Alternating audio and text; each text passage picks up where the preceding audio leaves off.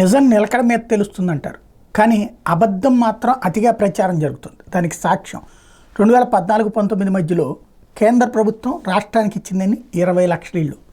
ఒక్కటైన ఇల్లు నిర్మాణం జరిగిందా? అబ్బాయి లక్షలాది టిట్కో ఇళ్ళు 20 లక్షల మందికి ఇచ్చేసామని చెప్పారు. ఇవ్వలేదు అని అప్పుడు జగన్ వచ్చాక చెప్పారు. అప్పటికి అండర్ కన్స్ట్రక్షన్లోనే ఉన్నాయి అన్నటువంటిది లెక్క తేలింది. ఆ బిల్లులు కూడా అలాగే ఉండిపోయినాయి.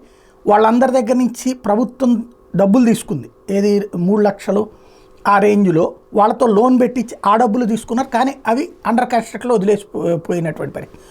జగన్ వచ్చాక కొన్నే తీర్చాడు. ఇప్పుడు అధికారిక లెక్క చెప్తున్నటువంటి అంశం ఇది. తాజాగా బీజేపీకి సంబంధించిన విష్ణుకుమార్ రాజు రైట్ చేసినటువంటి పాయింట్ ఏంటంటే 2015-16లో 4.55 లక్షల టిట్కో ఇళ్ల నిర్మాణం కోసం టెండర్లు పిలిచారట. ఇందులో 3.13 లక్షల గృహ నిర్మాణ పనులు ప్రారంభించారట. 2019 తర్వాత జగన్ 57,000 ఇళ్లనే పూర్తి చేశాడు. అంటే బాబు గారు అప్పుడు 14-19 మధ్యలో ఒక్క ఇల్లు కూడా పూర్తి చేయలే. 20 లక్షలు అన్నది తప్పు. టోటల్గా 4.5 లక్షలే టిట్కో ఇళ్ళు. అందులో కూడా 3.13 పనులు ప్రారంభించారు. అందులో కూడా పూర్తయిన కేవలం 57,000. మరో 1.67 లక్షల గృహాలకి మౌలిక సదుపాయాల కల్పనలో నిర్లక్ష్యం వహించడంతో అవి నిరుపయోగం అయ్యాయి. అవి ఇప్పుడు కట్టుకోవడం అదే కదా. అదేది రాజీవ్ రూకల్ప, ఇందిరమ్మ ఇళ్ళు శాంతం అది శిథిలావస్థకి చేరిపోయింది.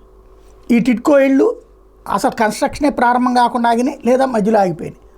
తద్వారా ఇప్పుడు లెక్క. అదే సందర్భంలో ఈ టిట్కో ఇళ్ళు కన్స్ట్రక్షన్కి సంబంధించినటువంటిది కాంట్రాక్టర్లకి డబ్బులు ఇవ్వకపోవడం వల్ల 43 మంది ఆత్మహత్యలు చేసుకున్నారు. ఇది ఆయన చెప్పుకొస్తున్నటువంటి లెక్క. ఈ ఆత్మహత్యలు వ్యవహారం మీద విచారించవచ్చు, కానీ ఇళ్లకు సంబంధించిన నిజాలు ఇప్పుడు బయటపడినటువంటిది అప్పట్లో ఏం లేదని. జగన్ హయాంలో దాదాపుగా 7.5 లక్షల ఇళ్ళు ఏమో పూర్తి చేశారన్నది కేంద్రం చెప్పినటువంటి లెక్క.